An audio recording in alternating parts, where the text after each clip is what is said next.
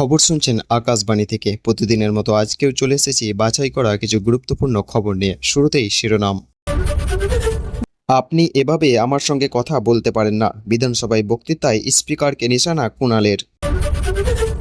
EVM সংরক্ষণ, মোছা যাবে না সিসিটিভি ফুটেজ। ভবানীপুর নিয়ে মমতার মামলায় নির্দেশ হাইকোর্টে। ভরদুপুরে হুড়মুড় বাজ, মুষলধারে বৃষ্টি, কলকাতায় একাধিক রাস্তায় গাছ ভেঙে বিপত্তি। বিরোধীদের কর্মসূচিতে বাধা নয়, রোজ মিছিল করুন, কিন্তু মমতাকে খোঁচা শুভেন্দুর। যারা পালাতে চান পালিয়ে যান, অনুপ্রবেশকারী তাড়াতে হুঙ্কার মুখ্যমন্ত্রীর, আশ্বাস প্রকৃত ভারতীয়দের। আরজি করের বিচার হবে, মুখ্যমন্ত্রী কথা দিতেই বিধানসভায় কেঁদে ফেললেন অভয়ার মা। বিধানসভায় তৃণমূলের আসল নকল দ্বন্দ্ব, কুণালকে কি কথা দিলেন মুখ্যমন্ত্রী শুভেন্দু। ডিজে মামলায় অভিষেকের কণ্ঠস্বরের নমুনা সংগ্রহ করবে সিআইডি, আবেদন মঞ্জুর করল বিধাননগর আদালত। মহরমের শোভাযাত্রায় অস্ত্র প্রদর্শনে না, নিয়ন্ত্রণে তাজিয়ার উচ্চতাও, প্রত্যেক থানাকে নির্দেশ লালবাজারের। মমতাকে সরানোর নথি নিয়ে কমিশন দপ্তরের ঋতবতরা, দ্রুত জ্ঞানেশের সাক্ষাতে আসল তৃণমূল। বিদেশ যাত্রার অনুমতি মামলায় হাইকোর্টে ধাক্কা, অভিষেকের কি বললেন বিচারপতি। তারাতলায় হুড়মুড়িয়ে ভাঙল নির্মাণীয় গোডাউন, হু হু করে বাড়ছে মৃতের সংখ্যা, নামল সেনা।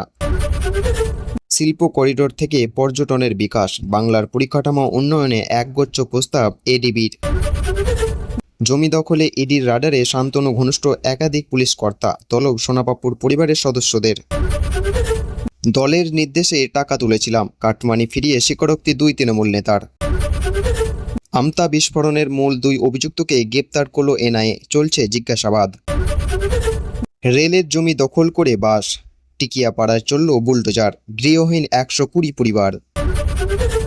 হরপামানের আশঙ্কা বাড়ছে উত্তরে, অতি ভারী বৃষ্টিতে জারি লাল সতর্কতা।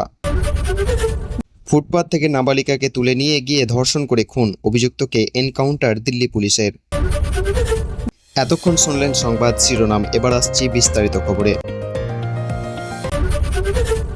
চলতি সপ্তাহে ভারী বৃষ্টি দুর্যোগের সতর্কতা জারি করল আবহাওয়া অফিস। উত্তর ও দক্ষিণবঙ্গের জেলাগুলিতে আগামী সোমবার পর্যন্ত দুর্যোগের আশঙ্কা করছে আলিপুর আবহাওয়া দপ্তর।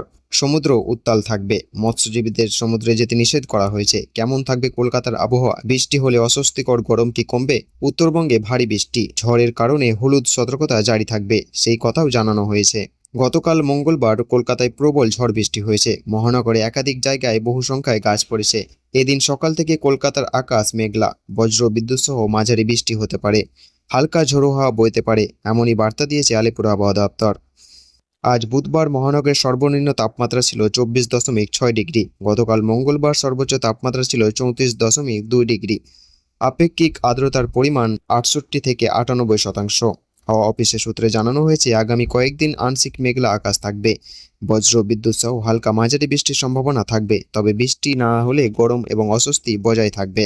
আগামী সোমবার পর্যন্ত দুর্যোগের সম্ভাবনা রয়েছে রাজ্যের একাধিক জেলায়। উত্তর বিহার থেকে উত্তর পশ্চিম বঙ্গোপসাগর পর্যন্ত একটি নিম্নচাপ অক্ষরেখা রয়েছে, যেটি ঝাড়খণ্ড, গাঙ্গেয় পশ্চিম এবং উড়িষ্যার ওপর দিয়ে বিস্তৃত, ফলে দুর্যোগ বাড়ার আশঙ্কার কথা জানিয়েছে হাওয়া মরক। এই সময় বঙ্গোপসাগর উত্তাল হবে, 60 কিলোমিটার পর্যন্ত গতিবেগে উপকূল এলাকায় তীব্র ঝড় বৃষ্টি বইতে পারে।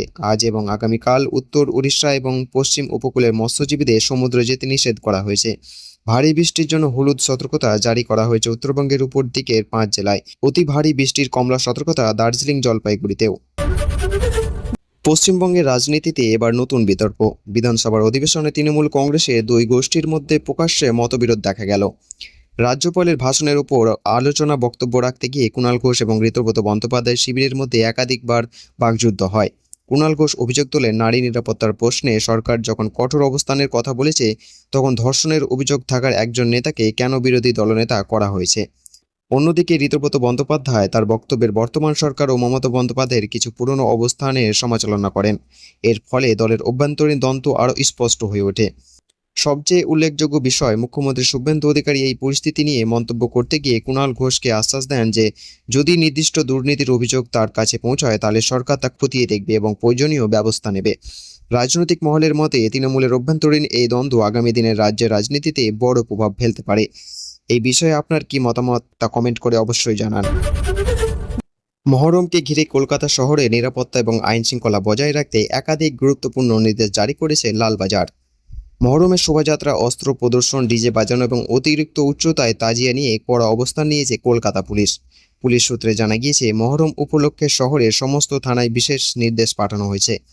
স্পষ্টভাবে জানিয়ে দেওয়া হয়েছে, কোনো শোভাযাত্রায় অস্ত্র প্রদর্শন করা যাবে না। একই সঙ্গে ডিজে বাজানোর অনুমতিও থাকবে না। শব্দ দূষণ নিয়ন্ত্রণ রাখতে আদালতের নির্দেশিকা মেনে মাইক ব্যবহার করতে হবে। এছাড়াও নতুন কোনো মহরম শোভাযাত্রার অনুমতি দেওয়া হবে না। দীর্ঘদিন ধরে যে শোভাযাত্রাগুলি হয়ে আসছে, শুধুমাত্র সেগুলিকে অনুমতি দেওয়া হবে। এর ফলে প্রশাসনের পক্ষে নিরাপত্তা ব্যবস্থা আরও কার্যকরভাবে পরিচালনা করা সম্ভব হবে বলে মনে করা হচ্ছে। তাজিয়ার উচ্চতা নিয়ে সতর্ক করেছে পুলিশ। অতিরিক্ত উঁচু তাজিয়া যাতে বিদ্যুৎ তার, কেবল লাইন বা রাস্তার অন্যান্য অবকাঠামো ক্ষতির কারণ না হয়, সেদিকে নজর রাখতে বলা হয়েছে। আয়োজকদের সঙ্গে থানার আধিকারিকদের বৈঠক করে এই বিষয়গুলি পরিষ্কারভাবে জানিয়ে দেওয়ার নির্দেশ দেওয়া হয়েছে। শুধু তাই নয়, শোভাযাত্রার সময় কোনো ধরনের উস্কানিমূলক বা সংবেদনশীল বার্তা যাতে প্রচার না হয়, সেদিকেও বিশেষ নজর রাখা হবে। পুলিশ প্রশাসনের মতে, সকল সম্প্রদায়ের মধ্যে সম্প্রীতি বজায় রাখা এবং উৎসবকে শান্তিপূর্ণভাবে সম্পন্ন করাই তাদের প্রধান লক্ষ্য। মহরমের দিন কলকাতার বিভিন্ন গুরুত্বপূর্ণ এলাকায় অতিরিক্ত পুলিশ বাহিনী মোতায়েন করা থাকবে। যে সমস্ত রাস্তা দিয়ে শোভাযাত্রা বের হবে, সেদিকে বিশেষ নজরদারি থাকবে। ট্রাফিক এবং নিরাপত্তা ব্যবস্থা সুস্থভাবে পরিচালনার জন্য আলাদা পরিকল্পনা নেওয়া হয়েছে। পুলিশের এই পদক্ষেপকে অনেকেই স্বাগত জানিয়েছেন। প্রশাসনের দাবি, উৎসবের আনন্দ বজায় রেখে যাতে শান্তি ও সম্প্রীতির পরিবেশ অটুট থাকে, সেই উদ্দেশ্য এই সমস্ত নির্দেশ জারি করা হয়েছে। পশ্চিমবঙ্গের রাজনীতিতে তৃণমূল কংগ্রেসকে ঘিরে নাটকীয় পরিস্থিতি আরও জটিল হয়ে উঠেছে। নিজেদের আসল তৃণমূল দাবি করা এবার সরাসরি নির্বাচন কমিশনের দ্বারস্থ হলেন ঋতব্রত বন্দ্যোপাধ্যায় এবং তার অনুগামীরা। সূত্রের খবর, মঙ্গলবার কলকাতায় মুখ্য নির্বাচনী আধিকারিকদের বৈঠকে দপ্তরে গিয়ে ঋতব্রত শিবিরের প্রতিনিধিরা এক বিশেষ বৈঠক নথি জমা দিয়েছেন। তাদের দাবি, দলের নিয়ম মেনেই বিশেষ অধিবেশন ডেকে নতুন নেতৃত্বে নির্বাচন করা হয়েছে। সেই বৈঠকে অরূপ রায়কে নতুন চেয়ারপারসন হিসেবে বেছে নেওয়া হয়েছে এবং 30 জন সদস্যের একটি নতুন জাতীয় কর্মসমিতিও গঠন করা হয়েছে। অর্থাৎ ঋতব্রত শিবিরের দাবি অনুযায়ী মমতা বন্দ্যোপাধ্যায় আর দলের চেয়ারপারসন নন, যদিও এই দাবিকে সম্পূর্ণভাবে অস্বীকার করেছেন কালীঘাট শিবির। তাদের বক্তব্য, মমতা বন্দ্যোপাধ্যায় দলের বৈধ এবং নির্বাচিত চেয়ারপারসন। বৈঠকের পর সাংবাদিকদের মুখোমুখি হয়ে ঋতব্রত বন্দ্যোপাধ্যায় বলেন, তারা কোনো নতুন প্রতীক দাবি করতে চান না, কারণ তাদের মতে তারাই আসল তৃণমূল কংগ্রেস। তাই জোড়াফুলের প্রতীকের অধিকারী তাদেরই থাকা উচিত। এদিকে রাজনৈতিক মহলে জল্পনা আরও বাড়িয়ে দিয়েছে কয়েকজন গুরুত্বপূর্ণ নেতার অবস্থান পরিবর্তন। খবর অনুযায়ী প্রাক্তন মন্ত্রী জ্যোতিপ্রিয় মল্লিক ঋতব্রত শিবিরের নেতাদের সঙ্গে দেখা করেছেন। পাশাপাশি প্রবীণ বিধায়ক অশোক দেব এই শিবিরে যোগ দিয়েছেন বলে দাবি করা হচ্ছে। শুধু কলকাতা নয়, দিল্লিতেও শুরু হয়েছে তৎপরতা। জানা গিয়েছে, ঋতব্রত শিবির আইনজীবীরা জাতীয় নির্বাচন কমিশনের সঙ্গে যোগাযোগ করেছেন। আগামী সপ্তাহে কমিশনের শীর্ষ কর্তাদের সঙ্গে সাক্ষাৎ করে দলের প্রতীক ও সাংগঠনিক বৈধতা নিয়ে নিজেদের দাবি তুলে ধরার প্রস্তুতি চলেছে। ফলে প্রশ্ন উঠছে, তৃণমূল কংগ্রেসের প্রকৃত নিয়ন্ত্রণ কার হাতে থাকবে? রাজনৈতিক এই সংঘাত শেষ পর্যন্ত কোন দিকে মোড় নেয়, সেই দিকে এখন নজর রাজ্যবাসীর। এ বিষয়ে আপনার মতামত কি? কমেন্টে অবশ্যই জানান। ভিডিওটি ভালো লাগলে লাইক, শেয়ার এবং চ্যানেলটিকে সাবস্ক্রাইব করতে ভুলবেন না। ধন্যবাদ।